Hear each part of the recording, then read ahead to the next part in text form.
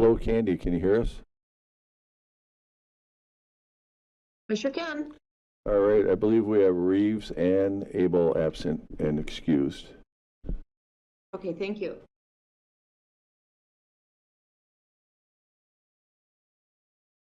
It looks like I think everyone else is going to be here, so let me know when you're ready. I'm all set. All right. Good evening. We'll call the meeting to order. It is Stoughton City Council. It is June 24th of 2025, and the first order of business would be the roll call. Okay, Fair Lucky. Here. Hirsch.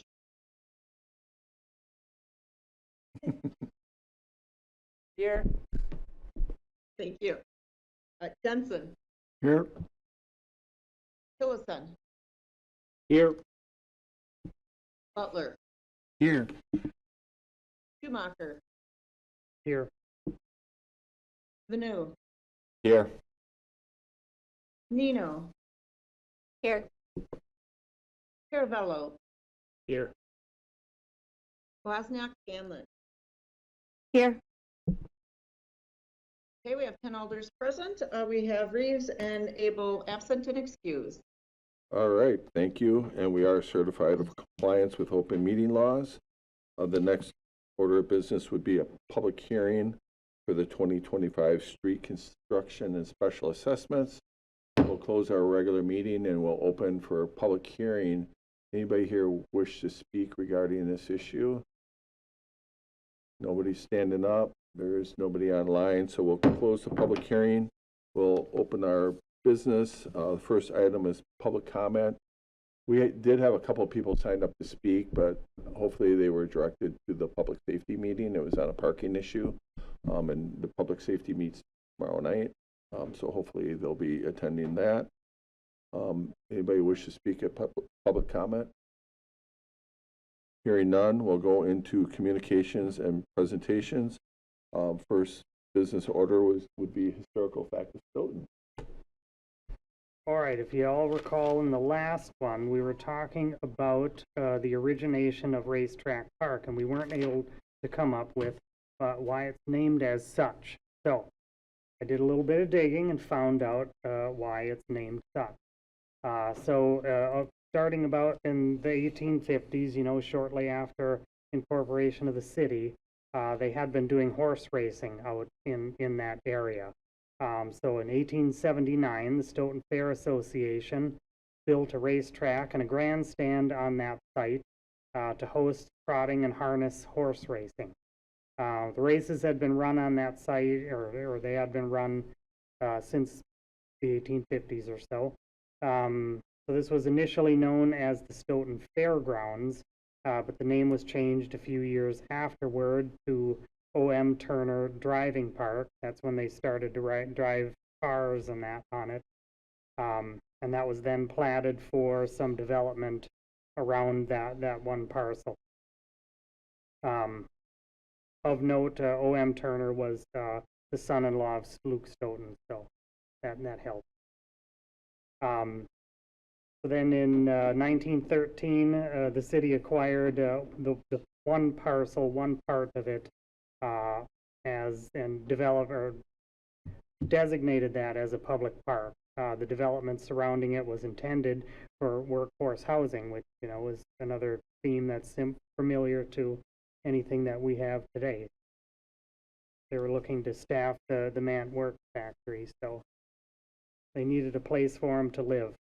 The city changed the name of that parcel to Racetrack Park shortly after the 1913 acquisition, in homage to the horse racing and then later auto racing that had taken place out on that site.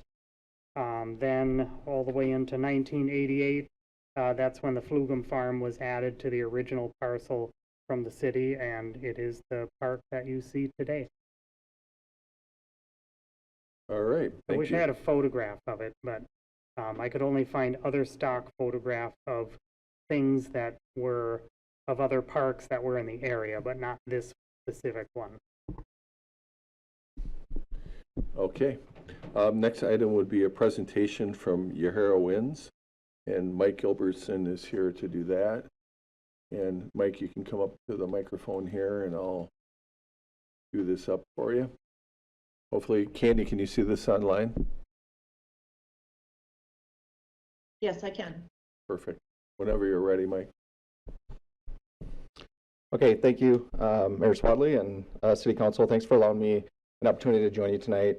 My name is Mike Gilbertson. I work for the Madison Metropolitan Sewerage District.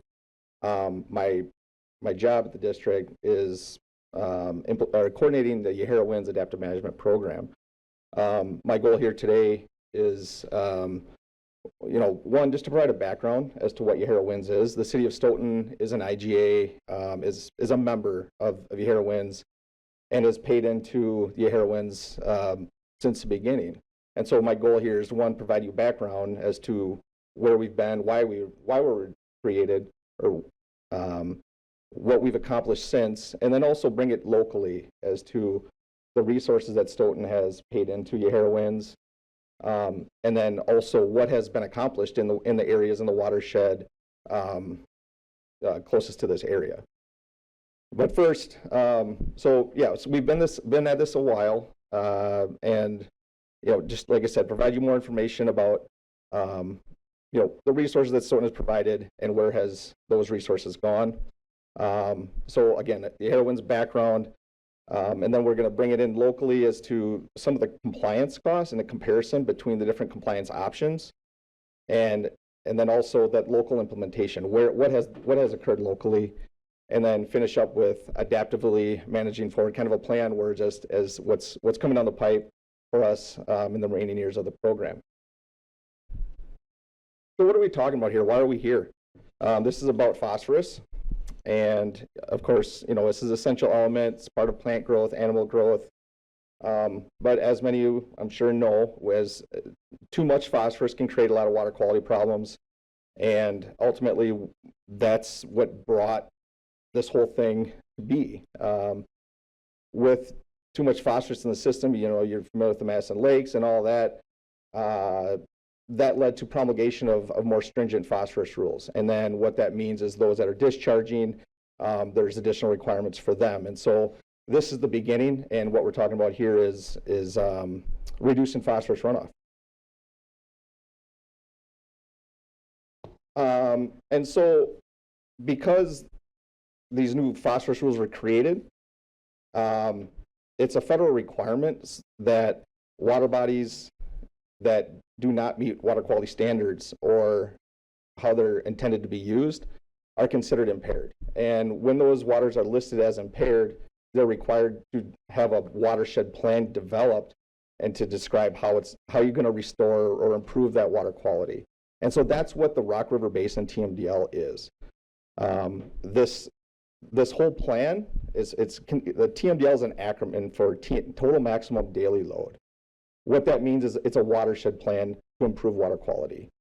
This plan was developed around 2010, and it encompasses the whole Rock River Basin. But what we're talking specifically is that small area in orange there that is the 540 square mile Yahara River watershed. And what this watershed plan says ultimately is about 100,000 pounds of phosphorus needs to be reduced from the watershed in order to meet water quality standards. To improve water quality to the point that it would be removed from the impaired waters list. A key takeaway from this is what are all the sources? It's not just agriculture. They are a source. In fact, this breaks down the different buckets of sources of phosphorus based on the TMDL. And so, about 20% of the phosphorus comes from permitted treatment plants like the Madison Metropolitan Sewerage District, City of Stoughton, and Oregon as well. About 30% comes from urban stormwater. So stormwater runoff from like City of Stoughton and other municipalities in the Rock River Basin. The Rock River Basin, but specifically the Yahara River watershed. And then about 50% has been identified that comes from agricultural sources. And so to break this out a little bit more, you can see the watershed and the land use and how that breaks out, and the proportion of urban land use, ag land use, and then some natural areas there. But it sort of lines up with the buckets that we showed previously in terms of responsibility for contribution amount of phosphorus runoff. So thinking, how do we fix this, right? And so at the district, if we went about this individually, the cost of additional treatment at the plant, really it provides a minimal water quality benefit. So one option for us to comply with the requirements of the TMDL would be to build additional treatment at the plant and to treat water to the concentration level of phosphorus to meet water quality standard. To do that, that water basically just goes down our outfall, which ultimately flows into the Badfish Creek, and really that improved water is going down the stream versus having an opportunity to contribute to the Madison Lakes and overall be part of other programs to improve water quality in the Madison Lakes. And ultimately, it's a high-cost solution for us to go about it alone and build additional treatment at the plant. And like I said, this would be a missed opportunity for us to go about it alone and send that treated water down Badfish Creek versus being a part of the collective solution for the Madison Lakes, the Madison Chena Lakes as well.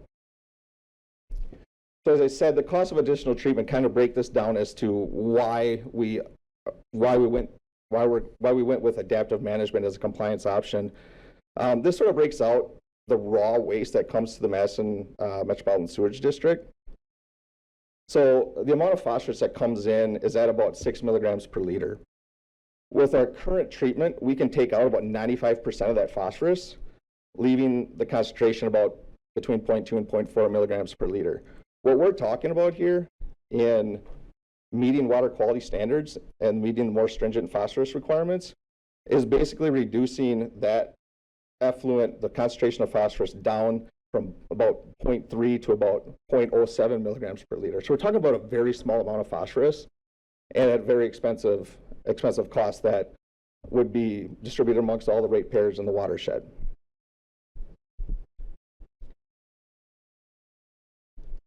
So that's adaptive management. This is a solution that was developed when phosphorus water quality standards were promulgated. And it's a regulatory compliance strategy. It's a alternative compliance strategy compared to, like I said, building additional treatment at the plant. It's also a watershed-based approach. So instead of building treatment at the plant, this allows us to go work in the watershed. And so that's where all this buckets, the sources of phosphorus runoff that we showed earlier from point sources, municipalities, and agriculture collectively contribute to this project. And so for Stoughton's example, just like other municipalities that are part of our program, you guys pay in annually an amount of money to Yahara Winds. And then we pool those resources, and then we work with our implementing partners to install practices in the watershed to reduce phosphorus runoff. Ultimately, this adaptive management approach to achieve compliance with the new phosphorus standards is a lower cost regulatory compliance option. So that's the background for Yahara Winds, and so moving into where we are now. So these numbers that you see here, this is hot off the press, for lack of better terms. Our annual report comes out end of this week, and these numbers will be included in there. So this is our numbers that we report are we report on what happened a year before us. And so currently, the whole watershed, we've reduced about, just over 59,000 pounds of phosphorus. It exceeds our 2024 goals. And so it also exceeds next year's goals. So we're looking good for next year, assuming all the practices that have been installed stay in place. We've also are seeing a lot more implementation down in this area, in the southern part of the watershed, and that's a good thing. This area is very critical for the success of Yahara Winds, and there's a lot of movement. There's a lot of agriculture, a lot of farms involved in implementing programs and being part of the phosphorus runoff solution. And there's a lot of active farmers down in the Stoughton area. Also going forward, as you can see, we're looking out years ahead. This is a ramp-up approach. So starting early in the program, the amount of phosphorus was minimal. The amount of reductions needed was lower. And knowing that each year we're going to keep building, it's a 20-year program. And ultimately, by year 2034, we want to be at our ultimate goal of, like I said, about 100,000 pounds of phosphorus reduced in the watershed.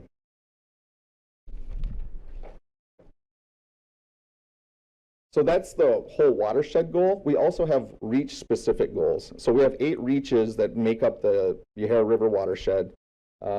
Those related to the Stoughton area and the southern part of the watershed, reach 67, reach 68, and also reach 69 are kind of the areas locally that contribute, that is basically it bases the contribution of the payment by Stoughton to Yahara winds. So the majority of reductions are still coming from the upper part of the watershed, reach 64, kind of that Middleton, Wanakee area. That is a lot. I mean, that's an area there was a pilot project that started for Yahara winds back in 2014. There was 3 years, so that's kind of got the jump start. So there's more implementation going on in the upper part of the watershed. But as I said before, the lower watershed, particularly reach 69, that's a large area that is closer to our point of compliance. And it's an area that we're currently not meeting our goals, but there's a lot of opportunity here. And like I said, there's a lot of agriculture. There's a farmer-led group down here in the southern part of the watershed, biological farming friends that are very active, and coming up with a lot of cool practices that are contributing to phosphorus reductions for the watershed. So, like I said, Stoughton pays into Yahara winds. So where are your resources going? We pool resources from all our member communities. That money comes in, and then we work with our implementing partners to install practices on the watershed. We've primarily been focused on agricultural practices, so a lot of cover crops, grass waterways. Some of those cropland practices have been the biggest bang for the buck for us. And that's where almost exclusively our phosphorus reductions have come from. So we rely on our 2 major implementing partners is a farmer-led group in the upper part of the watershed called Yahara Pride Farms. We also work closely with the Dane County Land Conservation Department, and they are very active and, like I said, are major implementing partners. And we also have partnership with Rock County, but they have a limited area of a small area to implement. So their reductions are going to be less than our 2 major implementing partners.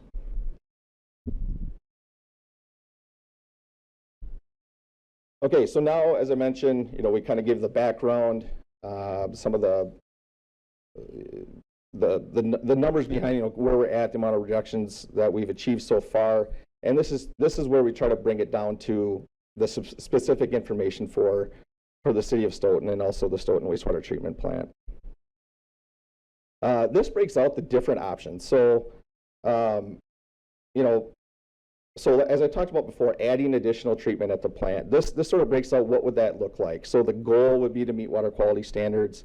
The anticipated costs, and this is what I mentioned earlier, that 6 milligrams per liter, that takes it down to about, with existing treatment. If we were to go to that minimal amount of additional removal to meet the new phosphorus requirements, it would cost about $209 million to build that tertiary treatment at the plant, with an annual additional cost for operation and maintenance of a little over $5 million. And that would add an additional 27% in service charge increase. That would be if the Madison Metropolitan Sewage District decided we're going to go and achieve compliance on our own. We'd build a plant and we'd send clean water down Badfish Creek. Another option would be for our MS4 communities like the city of Stoughton, if they decided to go about it themselves. Let's say their goal is about 200 pounds of phosphorus removed from urban sources. This is a rough number based on the current practices that would be installed, like a wet pond, bioretention, underground storage, those sorts of things. And, you know, there's a range there, and the minimum cost is about $5,300 a pound to reduce urban sources. And so for Stoughton and other MS4s to decide to go about reducing phosphorus on their own, these are the numbers we're talking about: $5 million a year, $5 million overall in building practices in the water and in the city of Stoughton. And then there's also, local costs associated with that. The other option, and this is where Yahara Winds comes in, is what is our phosphorus reduction goals? Like I said, we talked about 100,000 pounds of phosphorus, and the anticipated total project costs. So for the city of Stoughton, over 20 years of the project, you'll be paying in about $75,000 over 20 years. And for the wastewater treatment plant, it's about $25,000. So over 20 years, it's about $100,000 that Stoughton is paying in to Yahara Winds. Annually, these numbers have moved a little bit over the years. The city has done a lot of their own installation of urban practices that has reduced the amount of urban phosphorus runoff. And so the annual payment was adjusted down because of work that the city of Stoughton has done already. And so that's where the annual cost that the city pays into Yahara Winds is a little over $700, and the wastewater treatment plant right now is paying a little over $1,000. So I guess the point of this is what I'm trying to show is of the different options and showing those buckets. If we were to do it individually, it's a lot more expensive. And if one of the three buckets decides to do it individually, we don't meet the goals of the TMDL. We don't comply with the requirements, and this thing falls apart. So what I'm trying to show here is the cost effectiveness of the Yahara Winds Adaptive Management Program. So locally, again, looking at the watershed, individual reaches, and so as I mentioned before, these different reaches, 67, 68, 69 is kind of that southern part of the watershed. Those are areas that are listed in the TMDL related to the city of Stoughton. So far, the city of Stoughton has paid into Yahara Winds. And so when I put up these years, 2017 to 2025, 2017 is the first year of the program. And currently we're at 2025. We still have to go to 2036, so we have years ahead. But I'm looking at, so far, the city of Stoughton's paid in about $52,000, and the wastewater treatment plant has paid in a little over $10,000. We've reduced about almost 9,000 pounds of phosphorus in the reaches specific that are related to the city of Stoughton. And the implementation costs. So what this reflects is the number of practices that have been installed in these reaches that are related to the city of Stoughton. And so all the cover crops, manure storage, all these different practices that money's gone into agricultural projects to reduce phosphorus runoff has totaled about $5 million over, since 2017. So you can kind of see the cost effectiveness of pooling resources and then bring it back out to the watershed to reduce phosphorus for all the members of Yahara Winds. And like I said, these egg practices behind the $5 million is a lot of cover crops. There's going to be a lot more cover crops coming into this area, which is a great thing. Like I said, we want to get there's a lot of phosphorus reductions that we still need to achieve in the lower watershed, and this is an important area for us. So I can get into the water or the water quality, what's phosphorus doing right now based on all this work. Could probably spend the whole time here talking about it, but I will just say, based on these numbers, and there's a lot behind this, is that overall the phosphorus concentrations are trending down, but there's a lot that goes into that. You can look at weather patterns and all those things that may influence flow and runoff and all those sorts of things. But different ways to look at water quality in the area from data from the USGS all shows that overall phosphorus concentration throughout the Bay or the Yahara River watershed is trending downwards, and that's a good thing. We can just move past this. This is getting too detailed there. And so, like I said, to close, going forward, adaptively managing forward, we're going to look into our monitoring strategy, maybe tweak some things there. We want to grow some program resiliency, so we're looking internally into our MetroGrow program, finding opportunities there to reduce phosphorus, identify new additional local partners. We also want to assess the watershed. Where are we at now? Where has implementation occurred? And also identify where's the remaining opportunities so that we can now get into a more targeted implementation approach going forward. Because, you know, for about 9-10 years now, it's almost exclusively ag implementation. So we want to identify, is there still enough opportunities for implementing ag practices to get to our goals? Or do we need to change directions and look at other types of projects? And so that's kind of where we're at right now. So, you know, again, my point here is to show you the numbers that where we have accomplished so far, the costs and the numbers behind different compliance options, to encourage, to maintain this partnership, and so that collectively we can have a cost-effective approach to continue reducing phosphorus in the Hare River watershed.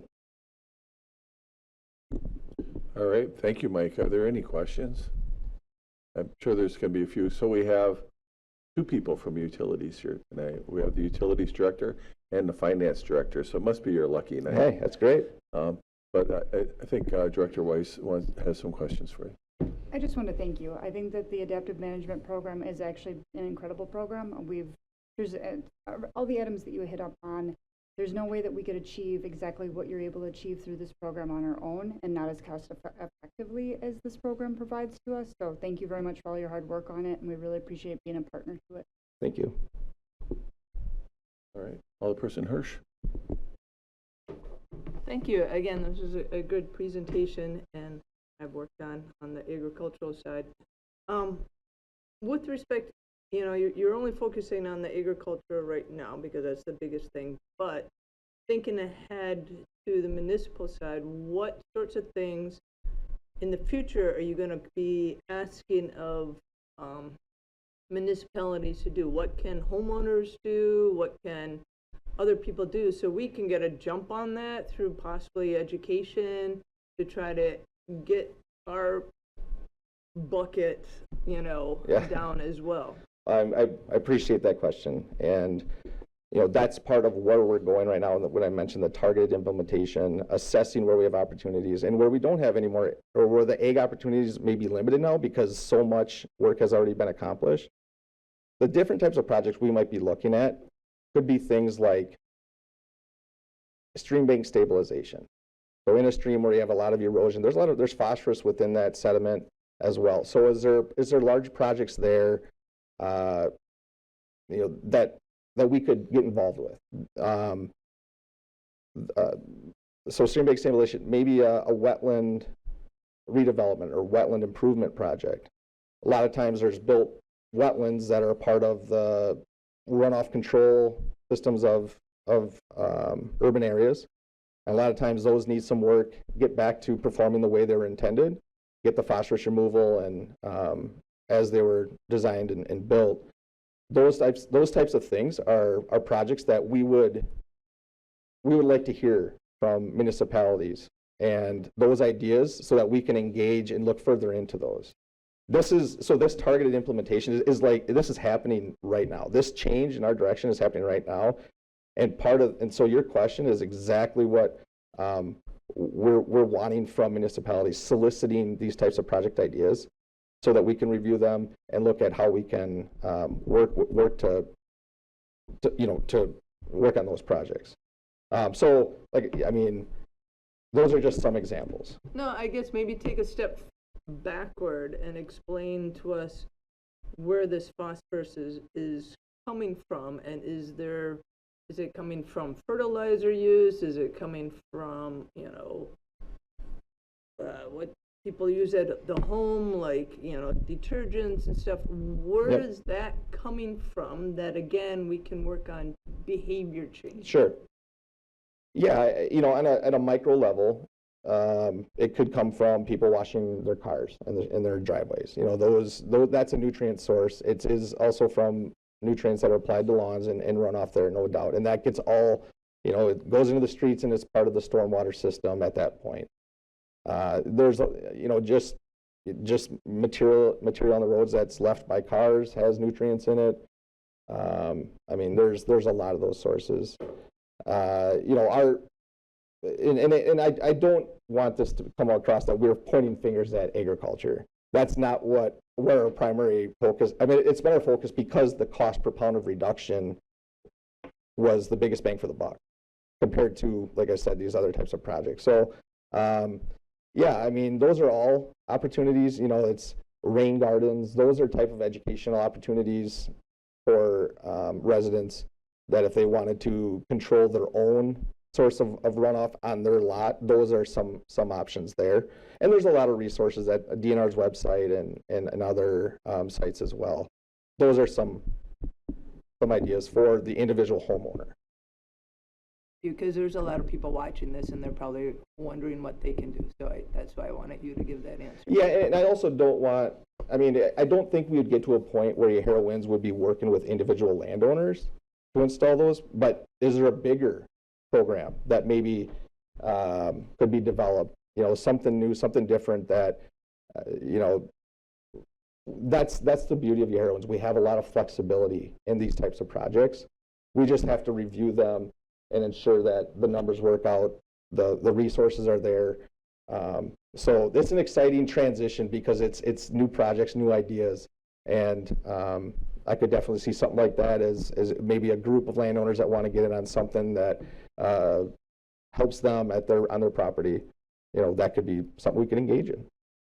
All right, so I have a couple people that have questions. I'm going to start with Director Abear from Public Works. Yeah, I just wanted to add to the group, or for the group, the things that we do from a city standpoint. Obviously we have a pretty robust street sweeping program through our MS4 permit. So basically we sweep the entire city twice per month. And then we also have a robust leaf collection program that we do curbside, both in the spring and in the fall. We also do suck leaves from the gutter line to make sure that we try to remove as much material before it gets to the waters of the state or the Yahara River. We're working on converting some of our stormwater basins to bioretention basins.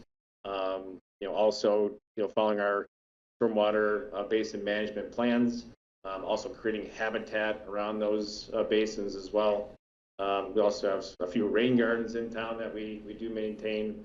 So we're really trying to do our part to help help curb the issues with phosphorus and other pollutants. All right, thank you. Alderperson Nino?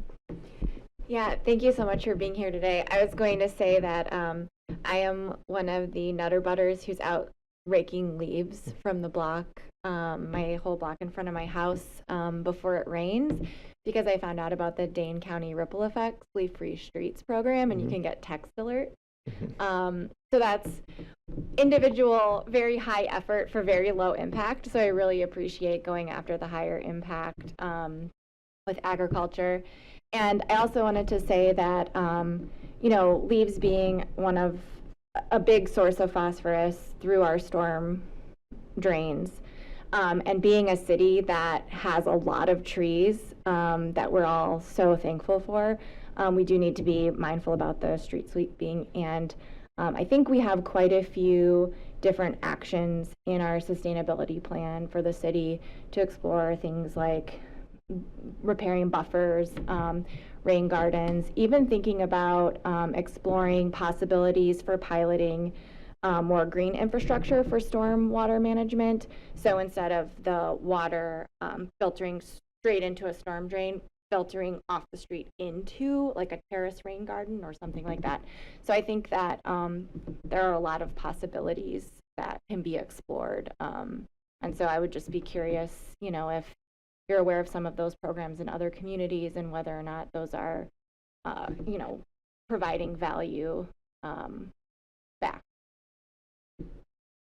I think it definitely provides value for the municipality and meeting their stormwater goals through their MS4 permit.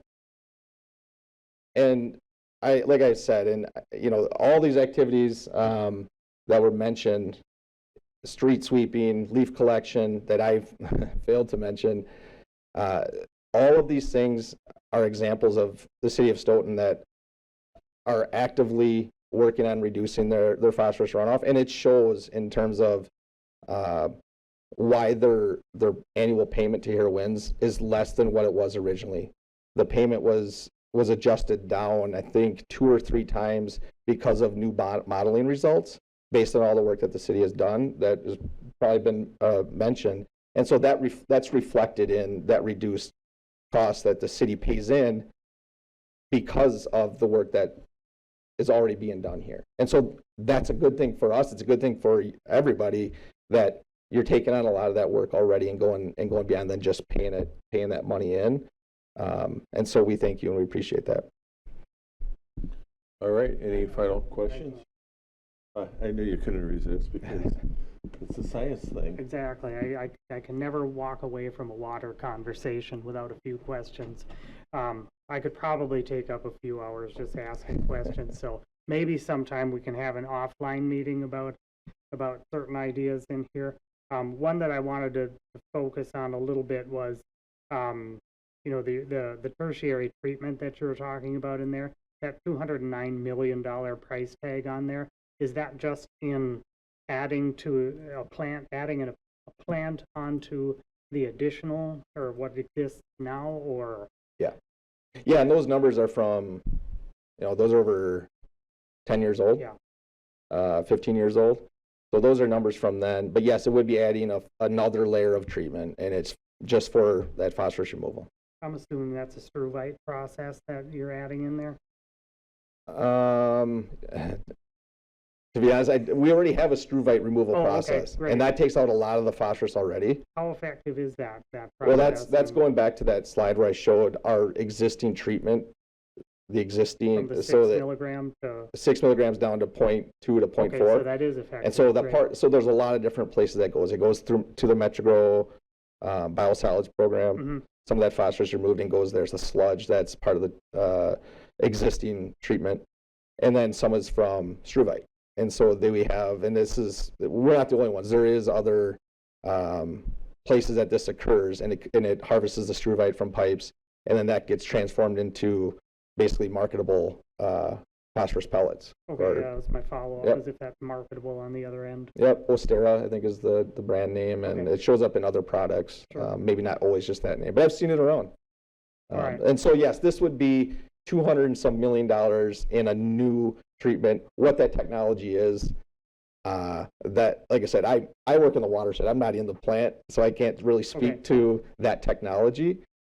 We do have a report that describes that. If you're interested, I'd be happy to share that with you. Yep, for sure. But it lays out a few different scenarios, but that was the scenario that would have achieved the water quality standards and that were needed. Okay, thanks. You're welcome.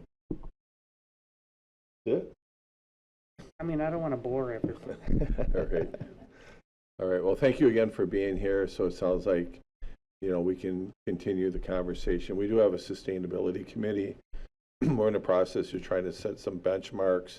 Maybe this is an area we can look at a little bit deeper. It sounds like we're already doing a lot of things in this area as well. So we appreciate what you do and the rest of your teammates as well. And we appreciate your partnership. So thank you. All right, have a It's a great day. remarkably cost-effective program, so Yeah. fantastic. Yeah, thank you. Okay. Next item on the agenda is an ARPA update from Director Krebakowski. This came from Finance. Finance asked for an update of the ARPA funds. The first page includes all the projects. The second page does include what is in the 2025 budget and what is will be in the 2026 budget.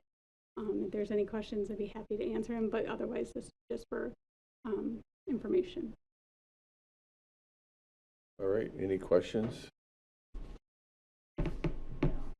Oh, go ahead. Person Hirsch, go ahead. Yeah, it just, for the ones in the 2025 or 2026 budget, I know that the original amount of funds, we had like a deadline of December of 2026. So I was wondering which one of these budget items, account are from the original pot of money and which projects are actually from the interest that we gain, therefore we don't have a deadline. And so that kind of makes us either having to really push on people to get things done, or we can relax on it. On the first page, at the bottom, you can see the projects that are under the investments. Those are the projects that are using the interest earnings. Oh, okay. So what this shows is that all the funds were appropriated by the deadline of December 31st, 2024, and the remaining project would need to be spent by December 31st, 2026. That doesn't include the investment projects that isn't held to that December 31st, 2026 deadline. Can you explain what interest income to offset the fund balance is for 20,000? That just, I mean, that was before me. yeah, I was just kind of I curious what that actually means. I'm Do we know? assuming it was just interest earnings from the ARPA funds that were just transferred to the general fund balance. Yep. All right, any other questions? If not, we do have another guest here to walk us through briefly our audit. And I'll cue that up. Hi. Good. Good evening. Thanks for your time. My name is Andrea Jansen. I'm a principal with Baker Tilly, and I'm excited to talk to you about the 2024 audit for the city. We're going to spend most of our time here in these financial highlights that are pulled up on the screen. Before we get there, just a couple quick comments on the formal audit reports. The larger of the two reports, the financial statements, at the beginning of this document is the independent auditor's report. I'm happy to report that we issued an unmodified opinion, otherwise known as a clean opinion, which is similar to what has been issued in the past, and that's the highest level of assurance that we're able to give. And then the other formal report, the communication report, or the reporting and insights document. Just a reminder, for those that are familiar with this will look really similar to prior years. If you've not read through this document before, I would encourage you to take a look. It does provide some insights into the work that we do, the areas that we focus on, and there's some other informational points in here as well. Just a reminder, for internal control matters, we do issue a material weakness over financial reporting. That is very common for municipalities of your size and your staff size, because we are assisting with preparation of your financial statement. So nothing you need to remedy, just something that we are required to report to you. So then moving into the numbers, the first page here, we are going to focus on your general fund balance. Your general fund is your primary operating fund of the city, and your fund balance is the equity. So simplified terms, taking your assets minus your liabilities. We've got 2023 and 2024 mapped out on the chart here. Your fund balance did decrease by about $354,000 this year. There are several different categories of fund balance. At the bottom of the chart, we look at your non-spendable fund balance. That's primarily tied up in interfunds to your TIF districts, so you can't use those funds to pay your bills. Your restricted funds are really consistent with last year meaning 2023. And your assigned fund balance is about $1.3 million at the end of the year. That is earmarked for retirement and 2025 budget purposes, leaving you with unassigned fund balance of about $2.9 million at the end of the year. And that fund balance is a reserve. It's not earmarked for any specific purpose. And we'll look at that more on the next page. Before we get to the next page, just a reminder, your final budget, you had planned for a net loss of about $476,000. So while the general fund did have a net loss this year of $354,000, you actually landed better than what you had planned according to budget. So that is good news. if you want to look at the details of your actual versus budget, you could find that on page 73 in the financial statements. Moving on to the next page, we've got that unassigned general fund balance of 2.9 million compared to your general fund expenditures to give us a percentage of 24.2 at the end of 2024. Again, you had planned for a net loss, so we were expecting to see this ratio decrease from 2023. And actually, for the first year in several years, you're within your fund balance policy, so that is good news as well. And we do have some comparative metrics for other Wisconsin municipalities, similar size of the city. And just maybe for context, we did see a lot of increase in reserves during the COVID period. So we do kind of expect all of those numbers similar to the cities to kind of trend back into more historical areas more consistent with your policy. Moving to the next page, we're going to talk about general obligation debt. So on this chart, we've got mapped out on the top line your state statutory debt limit, which is 5% of your equalized value. Always good to see that trending upward. Your actual general obligation debt outstanding is mapped out on that bottom line, about $46.3 million at the end of the year, up slightly from last year. You've got a more restrictive policy to limit your debt amount to 4% of your equalized value. You're within that policy limit at 2.4% at the end of the year. Below the chart, just a reminder, in addition to the general obligation debt, you also have revenue debt of about $7 million in the utilities. That's not factored into that chart because it's not intended to be repaid with tax levy dollars, so it will be funded with utility revenues. And then moving to the last chart, we're still talking about general obligation debt here for your governmental funds, but here we're focusing on what you're spending in principal and interest, about 5.9 million for 2024, which is up comparatively to 2023.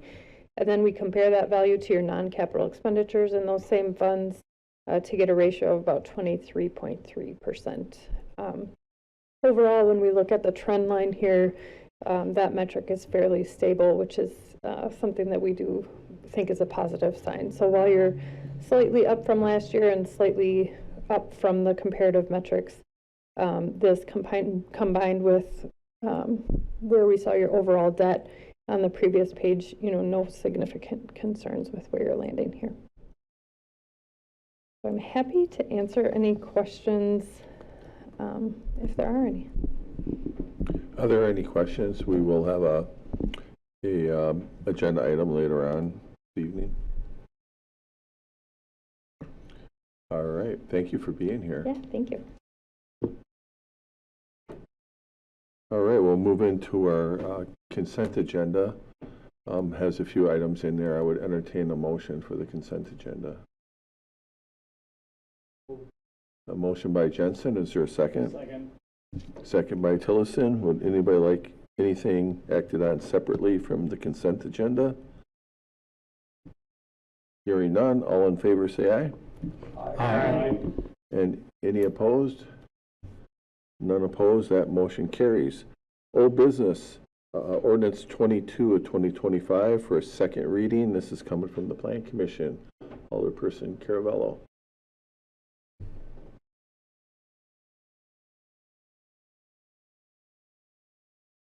Get your mic there. Ordinance 2022 is from Public Safety, Oh, actually. oh, Public Safety and Plan Commission. I wrote myself a note. Oh. But either one can introduce it. Okay, well, I'm sorry. Since my mic's on already. It was at both, right? I'm trying to remember, did we do this one? Yeah. Tobacco thing? Yes. It was a zoning thing. Yes, the zoning thing, okay. Yeah, sorry. Okay, so this is ordinance 2022 of 2025, creating section 78-207 of the Stoughton Municipal Code relating to tobacco product businesses, and I so move. Is there a second? Second. second by Jensen. And one of you two, or you can tag team it, or however you want to cover this, or we have others that'll help. I'm gonna let somebody else run with it. Or, that's right. She. I accidentally just closed the document, so we have to defer to you, Chris. Oh, Good move. Yeah.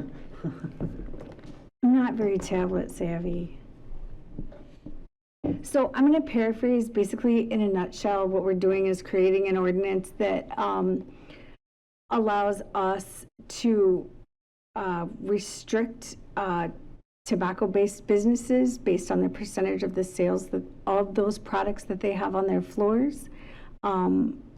And I will defer to Chris to explain the distances within the community that these restrictions are being proposed. So this is the second reading, so I'll make it brief. Essentially what it is if it's over a certain percentage on the floor, so if it's over 10% of the sales on the floor are sold for tobacco products, it limits like where those businesses can be located, so within certain zoning districts, and then how far they can be from schools, and then how far they can be from each other. Does that work?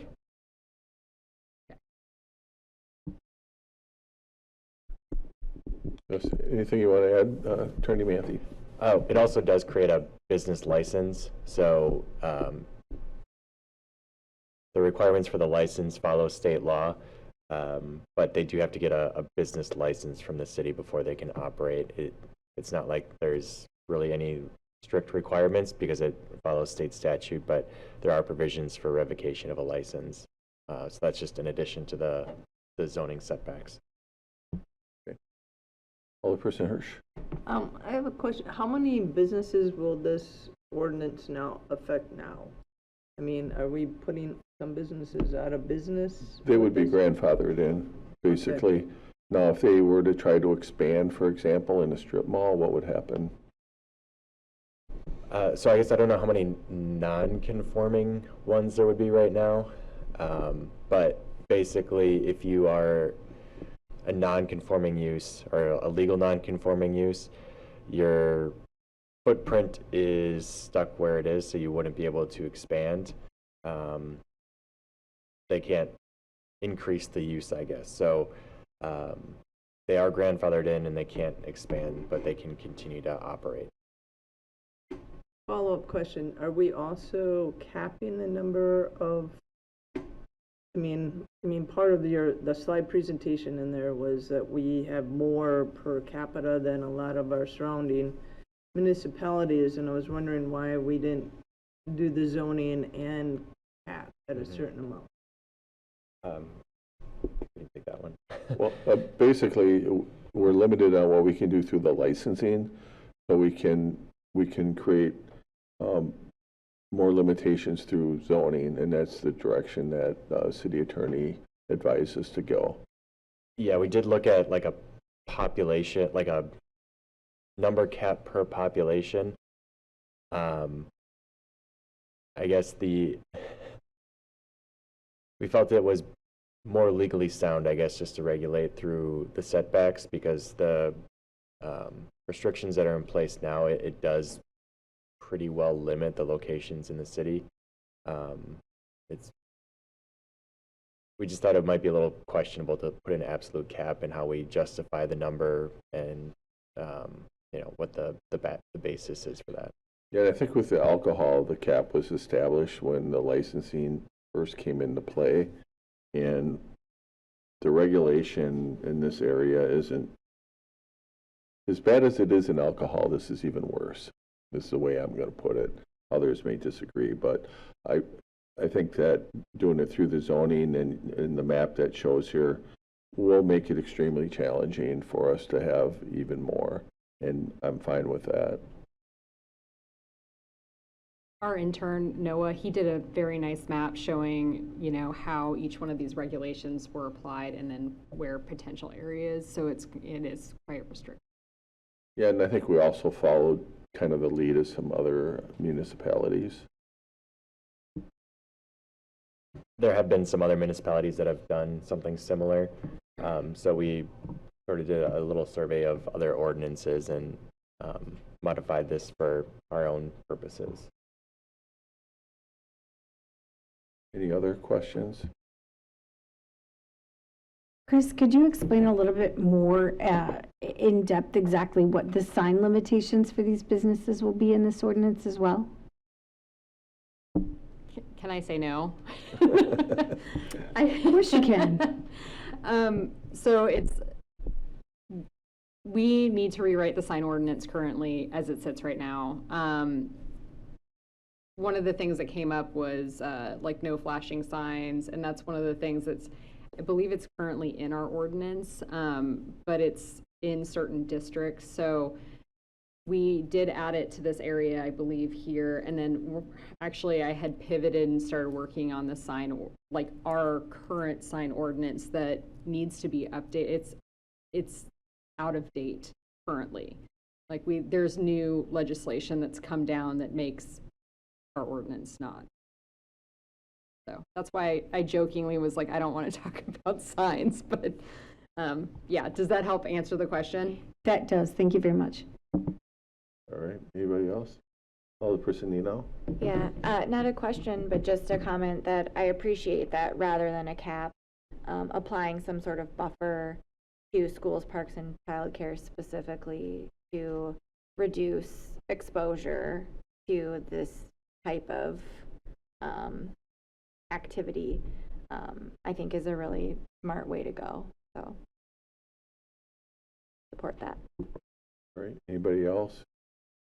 Yeah, I just want to take a moment to thank Adam Peters and those that are on the Wellness Coalition. I think that this is an issue that was brought to our attention, and there was a lot of research that was done that was shared with our team in order to get to this point. Some municipalities chose to put in, moratoriums and things like that. We chose just to go ahead and get the ordinance done, which I think is great. That way it's in place. We may have to tweak it here and there like any other ordinance, but at least this thing is now established. So I'm really pleased and thank you for your work. Go ahead. Do we know if any of the zoning changes, moratoria or others, have come under legal scrutiny yet? Legal challenge yet? Not that I'm aware of. What I will say is that the city's zoning authority is very broad and highly discretionary. So we can enact ordinances and restrictions that the city deems are in the public health interest and welfare. So these decisions are typically granted a lot of deference for what you decide is rational and in the interest of the public health, safety, and welfare. Okay, thanks. All right. We have a motion on the floor. All in favor say aye. Aye. And any opposed? That motion carries. Thank you. Next item, this one only went through Plan Commission. Alderperson Caravello.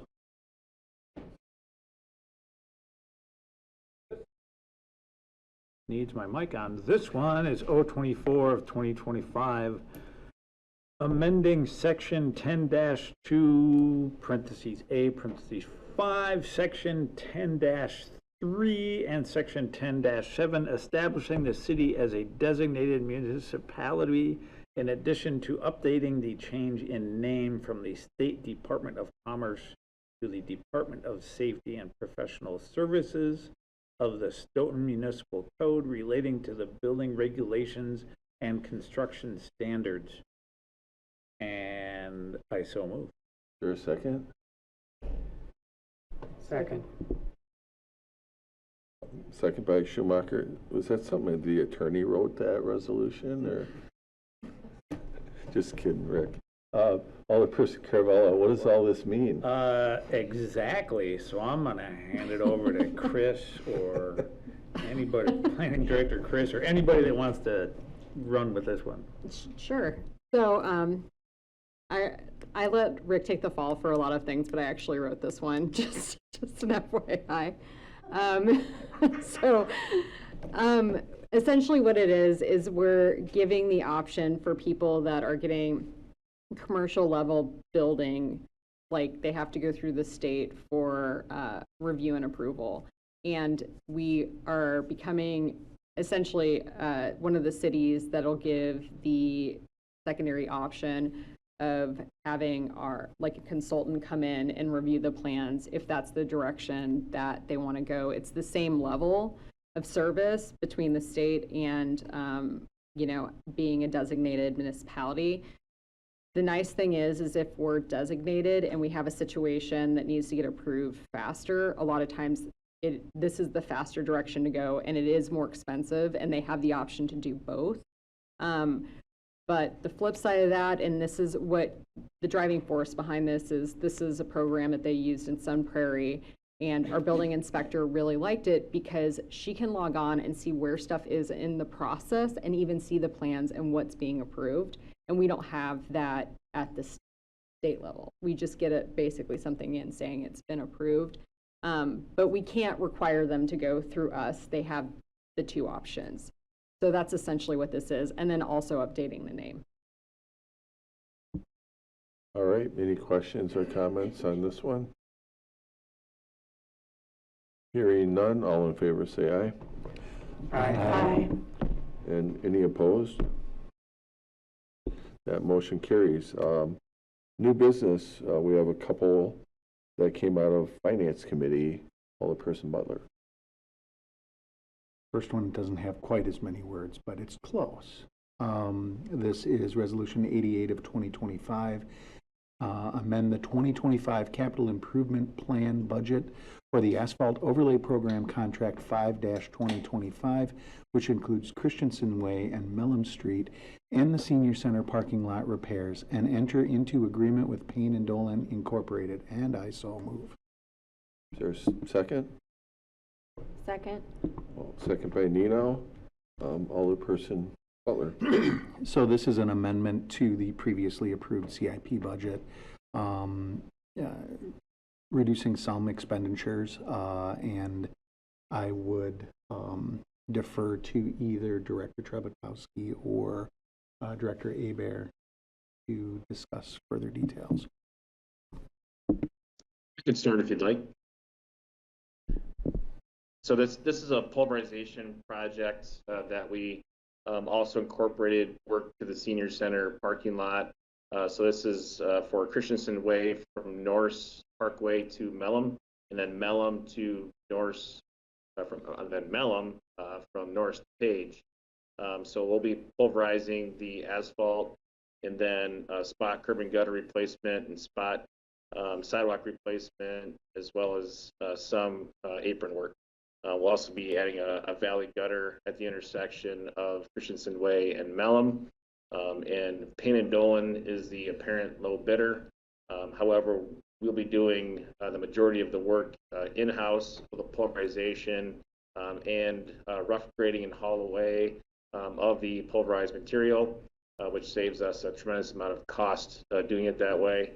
And then, so Payne and Dolan's the apparent low bidder on this project, and some of the savings you see in the resolution were from some work that we are deferring at the Senior Center until 2029 to coincide with utility work that's planned with the DOT work. SU is planning to do work in 29 when the DOT is doing their work on Highway 51.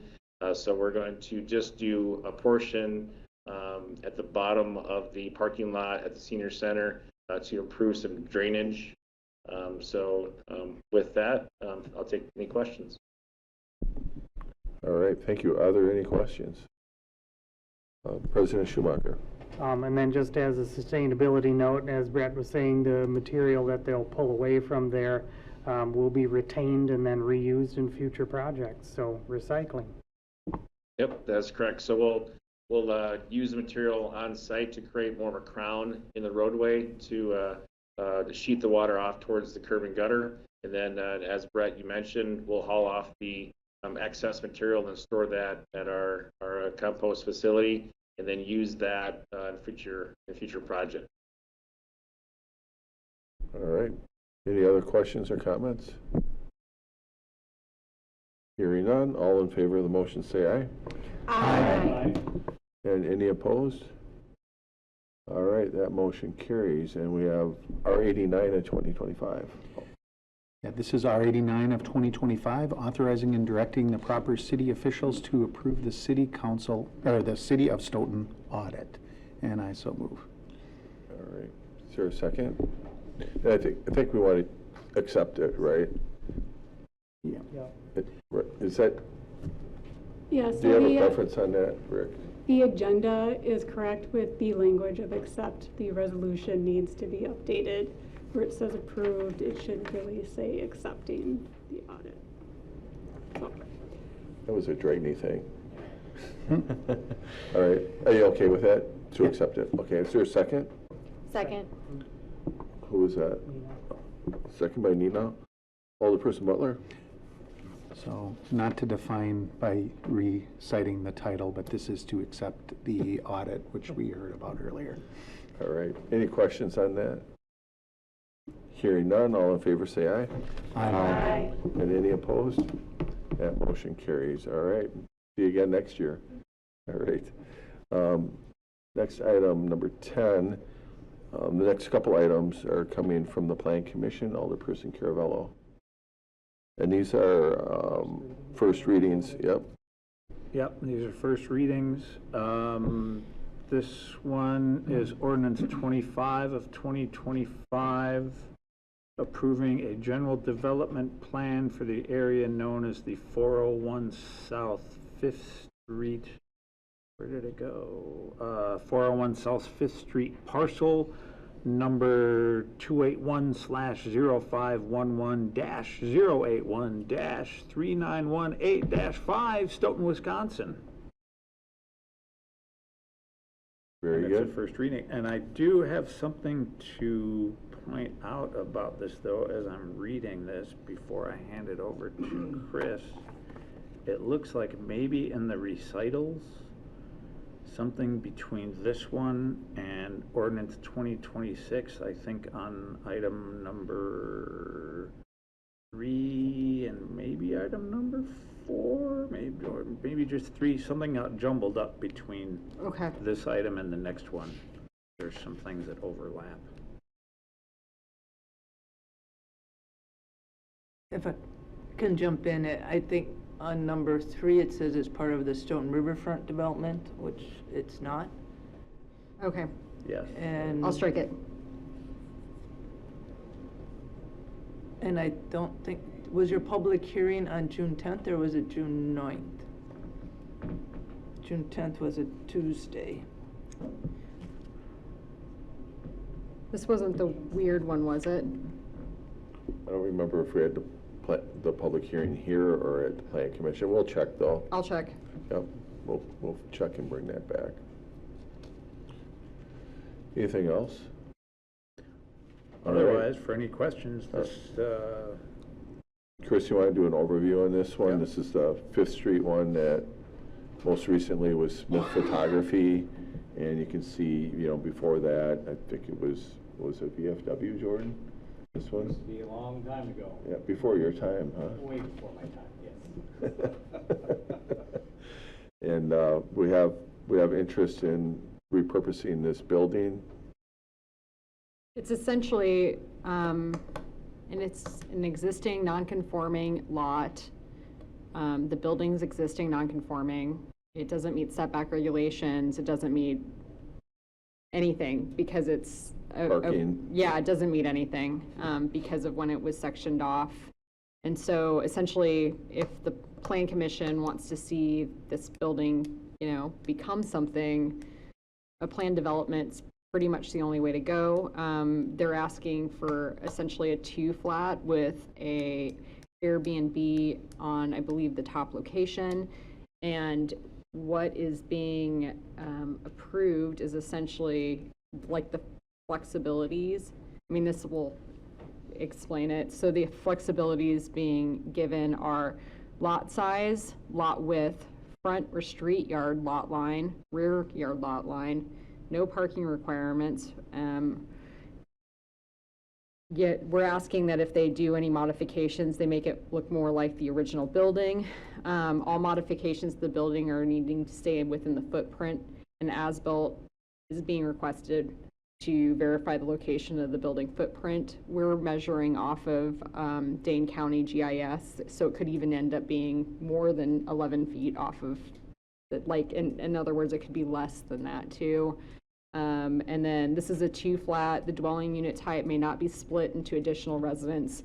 In the event that there are additional residents proposed, it will void the planned development. All right, are there any questions? I got one. Oh, who wants to be first? Regina, go ahead. Go ahead. Notice how I moved the computer so I could see it. I tonight? know. I remembered. Go ahead. No, I just have a general question. I mean, and nothing to do with the plan development or anything like that. We're in short supply of affordable housing, and we have a potential of another apartment that's being turned into an Airbnb.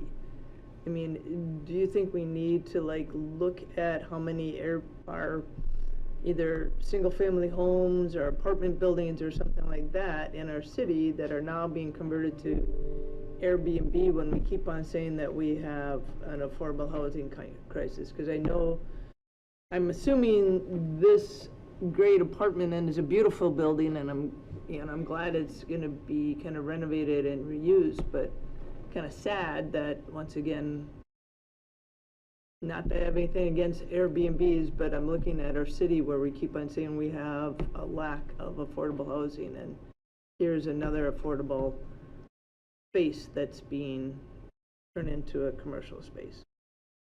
You know, I think that's a legitimate point, and I think on some of them what we're seeing is really the cost of renovating them and the revenue that's generated from an apartment doesn't equal what they can generate from an Airbnb. So from a return on investment, they've chosen to go the Airbnb route, which may or may not be more or less work to operate it when it's done. But we definitely hear what you're saying. I think what we're trying to do is, especially with the buildings that have potential for more than 1Z, 2Z units, those are the ones that we really, you know, are trying to encourage to do apartments, because there is a need for that. This one is uniquely located, you know, near the Opera House and Main Street as well. So I think that provides some opportunity to bring potential tourism dollars into the city as well. So it's a good conversation. You know, I don't know if we can work out all the pros and cons tonight, but I definitely feel that. Well, I'm not saying that we develop a policy on hand, but I think it's something, because we've had a number of them in the past couple of years, that we might, I mean, if we can, start creating a policy about it. Yeah. I would recommend it not be a policy, but an ordinance, because then an ordinance we can enforce, a policy we can't. And I know that our zoning administrator came from a city that had, he was saying something like 400 wineries around the area, but in all seriousness, but what that did is, like, they had such a demand for the Airbnb, they really had to go in and regulate, and I think Nick could be a good person to lean on for this. Go ahead, city attorney. Not to has get an opinion. too far off topic. One thing I would just caution is the state has sort of stepped in and preempted local authority on this one. Imagine that. There you go. In any zoning district that allows for residential uses, or where it's a permitted use, we have to allow them. So you can regulate as long as the, I think it's like days that are less than 6 nights, consecutive nights. Anything more than that, and we are preempted by state law. An Airbnb that there's only 1 or 2 nights. Correct. Yeah, and there's different markets. So for example, I know there's one business owner on Main Street that does like traveling nurses, for example, where it's more long-term. And we know there's a huge need in healthcare, so that's providing an opportunity in that area. So it's a complicated conversation, but it's a good conversation to have. Yeah. I wonder if the state's preemptive approach might get challenged because they had Airbnb at a big setback in court, like at a national or even international level. So we'll see what happens with that. I'm more than happy to look into it. I know there's been a lot of litigation about Right. Airbnb. Right. Yeah, and I think the other thing, for the Airbnb is I like the fact that most of our active ones right now are in the downtown district, and I don't know if that's something we can regulate or not, but I think that really feeds well for our downtown businesses and it's our tourism thing. But I also like having walkable, bikeable living downtown as well. So I struggle with it. I'm struggling with it. I'm just, it's like we're getting pounded. We don't have enough affordable housing, and then we keep on, saying, oh, you can have an Airbnb. Well, that just takes out the affordable. So it's something I just want us to think about, and perhaps CACP can, or one of the groups can start looking at it. And Okay. you're right, it should be an ordinance, whatever we do. So thank you for that. I will say, so just more of an FYI, this landowner is, one of them is going to be full-time rented, and the other one may be an Airbnb. That's what he expressed at the meeting. So just more of an FYI. So I wouldn't, I didn't know we'll you see. could do that. Huh? I didn't know you could even do that in one building. Well, it's essentially what it is he's looking for a 2-flat, and one he's renting out I mean, this is what he said during the meeting. One he's hoping to rent out full-time, and the other one part-time. So watch him he'll probably end up renting both of them out full-time. So, Sure. I mean, it won't change any of the, yeah.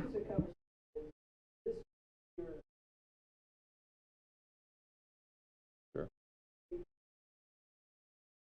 Okay. Chris, for the recitals, that fourth point, the public hearing was on the 9th. We didn't have it noticed in the city meeting on the 10th. So it was the 9th. Thank you. So this is a first reading. If you have any thoughts or ideas about the recommendations or the exceptions that the developer is looking for, please reach out to Chris with those, and then otherwise it'll be back at the next meeting. And then we'll move on to the next item, which is another item for Alderperson Caravello for a first reading. And this is, yes, again, a first reading of Ordinance 26 of 2025, approving a general development plan for the area known as Stoughton Riverfront Redevelopment Area, Stoughton, Wisconsin. And I'm just going to go ahead, since there's a lot more to this one. Let Chris take it away. And the representation from the development team is here as well. If you have any questions for Davies, the one way in the back. Sorry, I just lost my place, of Okay. course. So basically, this was at the Plan Commission last week, and there's down on the riverfront, we've been working on the redevelopment area for years, and we have a developer that's interested in putting up some buildings, and there are some challenges with the site, and there's some areas that the Plan Commission agreed to advance a general development plan with some conditions, basically. Yeah, so essentially what it is it's a multifamily residential zoning district with the overlay plan development. They're giving flexibilities on the landscape surface ratio. They're giving flexibilities on the front yard setback. They're giving flexibilities on the gross site area, and then are also giving flexibilities on the requirement not to meet the multifamily residential building facade. And then I can go into more detail on it, but essentially when they passed that, then they gave recommendations underneath those areas that will be revisited during the essentially the site review at the Plan Commission. So if you have any thoughts about any of them, you can either discuss that now or sometime before the next Plan Commission meeting, because remember, the site plan is only approved by the Plan Commission, not by the council. The council approves the general development plan, which we're here for the first reading, but the SIP has to be consistent with the general development plan. I think I got that right. And there is a second reading of this as well, so please keep in mind if you, Brett, Jordan, and Phil are all on the Plan Commission as well. So, and I believe all three of them were there that day as well too. So you can reach out to myself or one of those. Thanks for putting this together. The key thing, I mean, for everybody who's not on the Plan Commission to understand what this all takes, is it possible for the next meeting, for the packet, that you actually put the developer's presentation in there? So when you're talking about the setbacks or the usable, what you mean by usable space, you can show us a picture of what you mean, like, you know, when you say porches and balconies must be well integrated in the overall design and provide usable open space. What does that actually mean? Because why is that only for the first floor residents? I mean, and I guess understanding there seems to be a lot of retaining walls and where those actually all are, and I mean, it would just be nice to see. We don't know where the retaining walls are yet. Is part of the problem and why we wrote it as an approval during the SIP process. We can see, like, in some of the graphics that were provided, we can see that they're going to be there, but we haven't actually gotten a landscape plan in yet. And we haven't gotten some of that information. And I can go through my recommendations, and then there are pictures, and I can attach the other stuff as well. I know that when I try to write these up the day after the Plan Commission meeting, so I can make sure that I'm getting them done correctly. I might just have missed getting the information put in. It is all available on our meeting from the Plan Commission, so all of that's there. But essentially what we're looking for is right now, so, and I mean, do you guys want me to go through this in detail? Because I can. Essentially what we're looking for is, like, so we have these minimum requirements, and then we're looking at ways, the Plan Commission was looking at ways to offset those minimum requirements. We've got, for example, we've got the minimum landscape surface ratio right now in our ordinance is 50%. And they are getting an approved minimum landscape ratio of 36%. Which there's two different things with the landscape ratio, and it's essentially the green space. They're getting a reduction on the side of the green space from 50 to 36%. And the landscape plan has not been provided to show the point systems can be met at this project yet. So I didn't have that, but that's in my planner's report. This should be noted in the plan development, does not need to be amended after the fact so that, like, we can make sure it meets the points. I would recommend the landscape surface ratio or surface area be reduced to 36% with the following added. So where the grade of the front yard slopes to a certain percentage, they should be putting in retaining walls that helps with stormwater and some other, and those can be allocated towards landscaping points. The on-site detention areas should follow, like, look more natural essentially per our ordinance. And any areas abutting single family shall have a buffer yard that includes a retaining wall and screening that prevents headlights from shining directly into the property. So, like, we went through those 5 different things they were asking for flexibilities for, and then we were like, okay, this is the flexibility they're asking. These are the things we want to see from the Plan Commission. Does anybody have anything else they'd like to add? And my understanding, and Dave, you can correct me, is you didn't really see an issue being able to accommodate any of those, did you?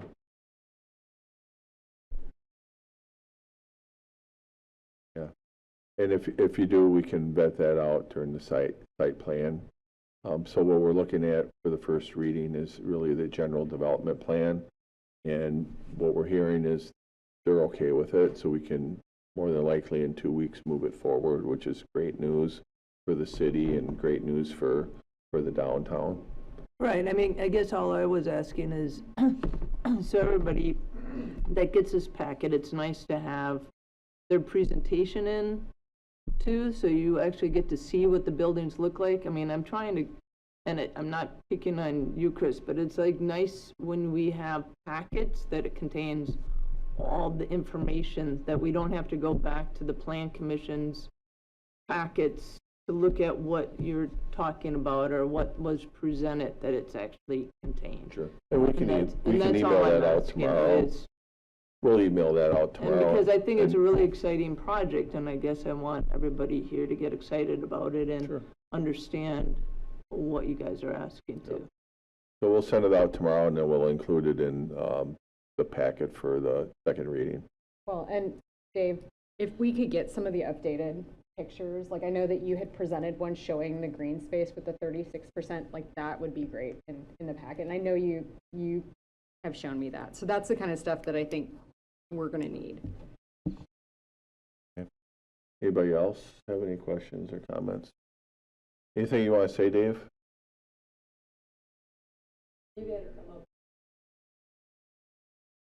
Yeah, come on up. Yeah. You drove all this way here tonight. You might as well have your moment.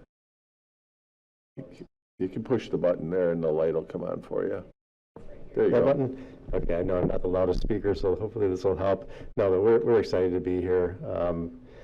As you know, Joe Alexander and Nick Alexander were raised as young children in Stoughton, and they definitely want to see us do a project here. And to Regina's point, this is going to be a mixed income project. Initially, when we were going to do the project, we were going to do half of it and have a development partner doing the other half. But I actually like the fact that we're doing the whole thing ourselves, because we can do mixed income in both phases of the project, rather than doing affordable in one phase and market rate in the other. So again, I'm glad to be here and looking forward to moving forward. Any questions for Dave? Just a general comment. Go ahead. I just wanted to acknowledge all the efforts of the developer, planning department, plan commission, RDA, and this council for giving legs to this project. I think it'll be great to see when we've got something going vertical. I won't even tell you how many years Greg and I have been working on this one. How many years are you supposed to spend, Greg? Just about almost all of mine. Yeah. Yeah. So this is a big moment for us, so we're glad that you're here with us.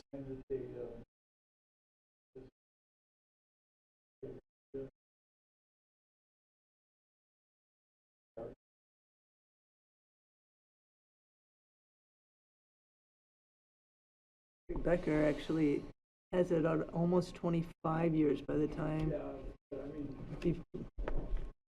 You're correct. But, Yeah. I mean, from the time that it was designated as a blighted area, and then we started the demolition and the, Oh, yeah. all of that stuff, it's been like 15, 16 years. Long time. Long time. All right. So we'll be back in a couple of weeks. All right, thank you. Okay, next item is coming from Stoughton Utilities, and this is R90 of 2025. Alderperson Pilson. I wasn't sure if Regina was taking this one. Oh. Okay. Oh, you're too kind. I appreciate that. Keeps me up. This is Resolution R90, 2025 here, authorizing and directing the proper city officials to approve and amend to the Stoughton Utilities 2025 operating budget to fund primary clear fire repairs and possible purchase of land. I so move, and I'll pass it off to Director Weiss. Is there a second? Jensen, thank you. All right. Thank you. Basically wanted to go through, this was unanimously passed at Utilities Committee. The one change that I would say that's kind of a little bit different than the resolution is when we had actually went through this, I guess I should back up. If you can pull up that, so on the photos that are going to be shown here shortly, the primary clarifiers ultimately is one of the first treatments at the wastewater treatment plant. It actually, the floatables will float to the top, but the solids will float to the bottom. There's basically a chain that runs through this tank that kind of moves the process along to move out the solids and to move out the kind of the skimmable material. What ultimately happened is we have 3 of these primary tanks. The picture on the right shows the chain. There's a plastic chain that kind of runs through this process and kind of moves things through. That actually broke, which caused us then to bring that tank down for repairs. Once we did that, the picture on the right shows the shaft at that tank that actually propels the chain, and that's not just surface rust, unfortunately. So we had this tank down, we decided to pursue full repairs. The other thing that came about with this project is we have controls that actually, create this entire process. Those controls of actually, we no longer can get parts for them. So we wanted to move this forward. We didn't consider it emergency repair because we have the 2 other tanks. We're able to keep the process going. But since we've got this, all these things identified, we wanted to move forward with this project. In the resolution, it does reference $140,000 for the primary clarifier. That was an estimate. We didn't have the control cost at the time in which we put this together. We did learn this morning that we are looking probably at about $160,000 for all of the repairs needed for this tank. The other item, and Mayor, if you mind moving on to the next slide. The other opportunity, I guess, that came up with recognizing this need for the tank is just always looking for the opportunity to procure land for potential long-term expansion at the wastewater treatment plant. This aerial photo doesn't show necessarily the best representation of this, especially since you can't really see the water main on here. But this is before the Mant Park work was completed. The roadway now comes in, it curves south of Mant Park Center more, kind of in front of Troll Beach on the other side, and now the skate park is on. Yep, very good. Thank you for doing that. So there's a small piece of land between the Troll Beach and the wastewater treatment plant.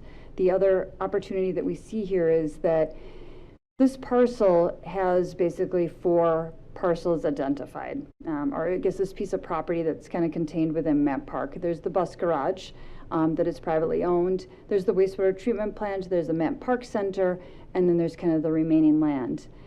The city property, as it's identified here with Troll Beach and everything else, there's basically 1 parcel for the Mant Center, and then the rest of the property is just split by a section line and actually splits through the wastewater treatment plant and basically makes the other 2 parcels. So we kind of recognized as the Mant Park project moved forward is kind of identifying some of the utilities that were on the site at Mant Park remained in place, and some of them have been relocated. So we need easements over them. No real distinction here with where the wastewater treatment plant parcel truly lies. The other thing that we had for an opportunity is that the public right-of-way actually ends at, it's on the south end of Mant Park, but if you line up the east building line, basically that's where public right-of-way ends. So there was no other additional public right-of-way identified on this parcel. So just recognize the need to really go through, set this piece of property up correctly so that the wastewater treatment plant's identified, the park's identified, the Mant Park Center property, because of the lease agreements that I understand exist there, makes sense. We also want to take the opportunity, if possible, to look at the property, which you can kind of see on this map, which is kind of highlighted in pink, but it's basically between Troll Beach, yep, thank you, and the wastewater treatment plant. I do believe that that's likely wetland. With this monies that are allocated with this budget adjustment, would like to at least start the process to potentially procure land for future wastewater treatment plant expansion. The concern I have, though, related to this potentially being wetland is whether or not the DNR would truly consider this buildable. So we would like to, at least this year, start in a process of getting the wetland delineation completed. If we do get in a situation, though, where we would exceed the $170,000, we would put budget monies next year for the actual procurement of the land. If it ends up being wetland, we do plan to ultimately go to DNR, explain exactly the situation of the potential landlocked nature of the wastewater treatment plant, and see, at least as of today's regulations, if that would be considered something that they would allow or consider us to actually build on that piece of property. Obviously, that wouldn't protect us in perpetuity, but at least it would give us an indication of, okay, if we have this land, it likely, at least today, could be developed and moved forward. We may even want to do some improvements to that property so that in the future we didn't have any of the regulatory, challenges that we might run into. But I do long-term have a concern that as we continue to develop around the wastewater treatment plant and add improvements, that someday we'll be landlocked and have difficulty meeting the needs, our wastewater treatment needs.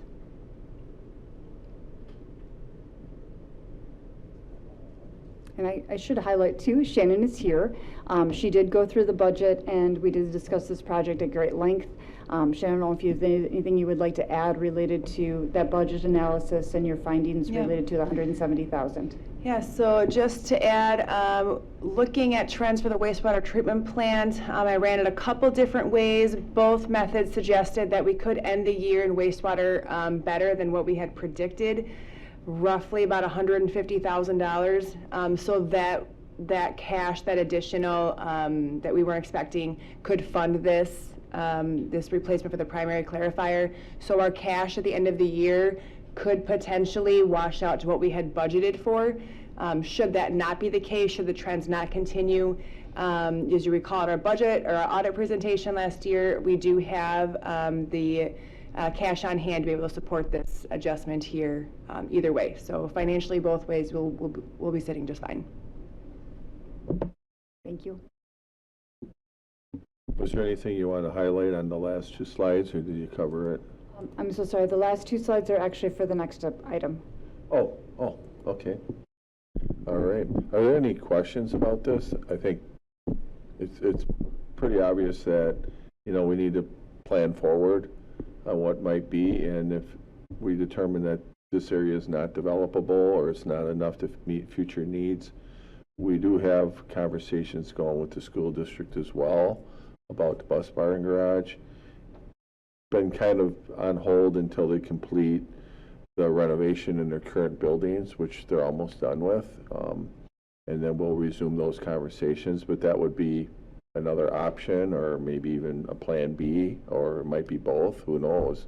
I mean, we have to be in a position, because if we were to try to build somewhere else, I can't even imagine what that would look like. I can't either. We're hearing, of a lot of upgrades to plants these days to just try to meet their permit requirements.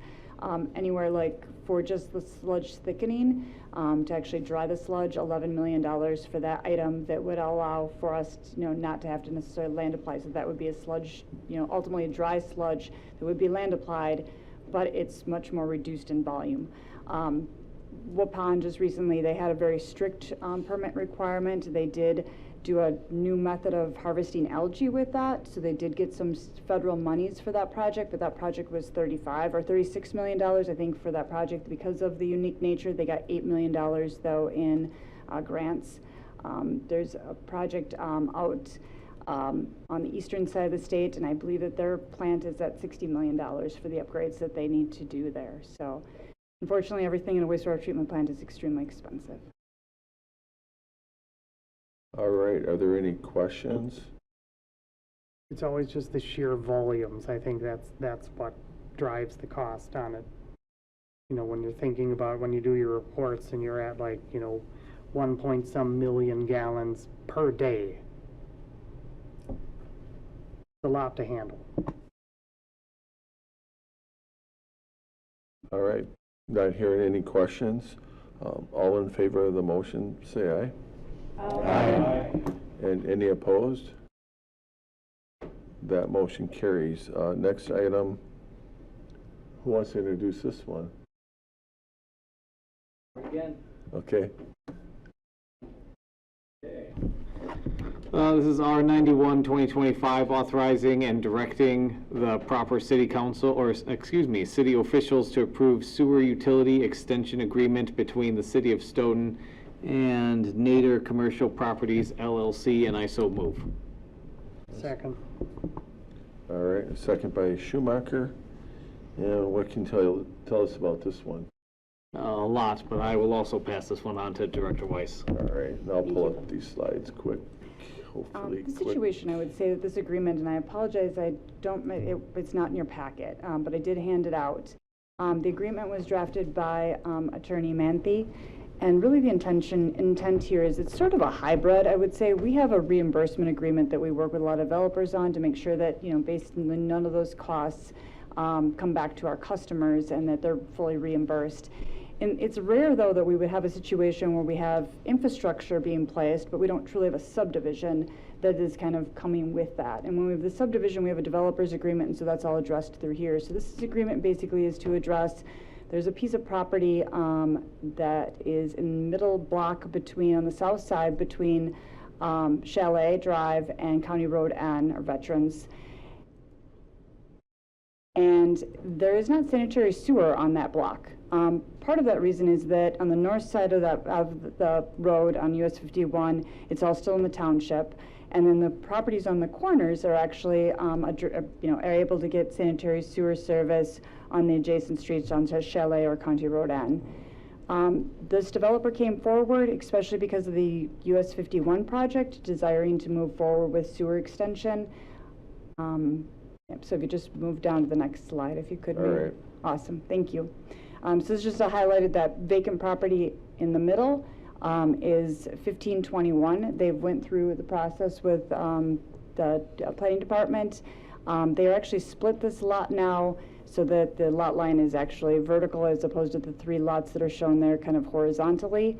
The lot to the left, or to the east, excuse me, I can get my directions correct, to the west, ultimately will be a car wash, and that's Badger Car Wash. The property to the east that they have now they don't have any kind of development plans for that. Typically, we would not allow for sewer or water extensions to those without having a development design, but because the roadway work that's going to be done in US 51 is going to be concrete, we are allowing them to have a sewer and water service for that parcel. So basically what this agreement has is for wastewater for collection system basically to be extended from Chalet down US 51 to be able to serve this property and then the adjacent property. Rick, do you have anything? Basically, this agreement is taking our standard development agreement language for the installation of public improvements. So the developer is responsible for designing and installing all the construction of the public improvements. There's a warranty, I believe, on the, let me just verify that. Yeah, there's a guarantee of the public improvements for 1 year. They have to do a financial security instrument. They have to indemnify the city. So it's all of our standard development agreement language, and just for this sort of short sewer extension. So it would be what we would require of any other developer. All right, are there any questions on this one? I think the main thing is they're trying to get this in under the wire as they work on the DOT highway project. That is correct. They're actually working very hard right now. They've got their structures built. They're trying to expedite their DNR permit. Their DNR permit actually came back, and I think they said that they were going to be 8 weeks out. DOT actually got involved and requested this to be expedited because they don't have that kind of time between, so ultimately this needs to get permitted quickly and moved forward. The contractor that is actually doing the US 51 project is working with this developer and is going to be doing the installation for the sanitary sewer for this private entity that will ultimately be accepted by the utility, and they'll also be doing the rest of the utility work that's public through this section of project. So. All right. So it sounds like utilities is good with it. City attorney is good with it. Council, you okay with it? All in favor, say aye. Aye. And any opposed? That motion carries. Okay, we have 2 more items. Both of them have the potential to go into closed session, but as usual, we're going to start an open. We have an offer to purchase on one of our 2 acres that we have remaining out on Glacier Marine Drive. And the city attorney is going to walk us through his notes for the offer to purchase. Yes, I'll be brief on this one. So the offer is for $60,000 per acre. It's approximately going to be $120,000 here, depending on what the survey shows is the total acreage. The city has until July 18th to accept this offer. The buyer would give us $3,000 in earnest money. They are proposing this to be a multi-tenant sort of manufacturing warehouse facility, so it's going to be essentially the same use as the neighboring parcel. So it's the Grossos that developed the adjacent parcel, so it's just an extension of what they did on the adjacent parcel, is my understanding. So they would get a survey of the property to determine the exact size, and their offer is contingent on the parcel being between 1.8 and 2.2 acres. They do have an environmental contingency, so they'll get a phase 1 assessment. We don't have a right to cure, so if there are any defects shown, they would have the right to terminate. They also have an inspection contingency for soil evaluation, stormwater ingress and egress, and any recorded covenants that would show any defects. They do have an appraisal contingency, so they are going to get an appraisal to show that the value is worth at least the purchase price. The city would be responsible for obtaining title insurance. That's pretty standard. And the offer is contingent on executing a development agreement within 45 days of acceptance. So the previous development that the Grossos did, there was a little different because it was the development agreement was the offer to purchase, but it would be something similar here. With the last project, they guaranteed that they would generate $550,000 in property tax increment over a period of 4 years. We did do an amendment to that agreement maybe 6 months ago to give them an extra year, but that project has gone forward, and I think it's nearing completion at this point. So presumably we would do something similar in this case. There was a formula we used to arrive at the $550,000 based on the amount of money the city has invested in infrastructure. So we could figure that out as part of the development agreement, what we would want to guarantee for increment generated. There are a few typos I think that need to be fixed, but that's the offer in general. So we do have the option to go into closed session if the council would like to further discuss the details of the offer, establish a different purchase price, things like that. I think if we were to go into closed session, we should wait until we discuss the Glacier or the other item and then go into closed session for both. Alderperson Hirsch? Can you just remind me what this company actually does and how many more employees that they're expecting to hire with the extra build? So that's something that I've requested some specific information like that. So what they basically do is the units they have currently, and I think they're going to end up with 8 buildings total. They're working on the last 2. They're 1 or 2 stall shops with an office, and it's kind of for startup businesses. So for example, one of the businesses that is out there is Lang Lighting. So they do like holiday lights and other seasonal lights amongst homes and businesses. And when they first started out, they were in a 1 unit with the office, and since then they've grown to a second 2 storage spaces and an office for their supplies and their business. On this particular lot, they would like to also have some 3 units, so as the businesses grow and hopefully add more employees, that they can stay there. So that's kind of their goal. What we've asked them to do is provide us kind of an outline of what their business plan is going forward. I know they've been talking to the plan department about their plans.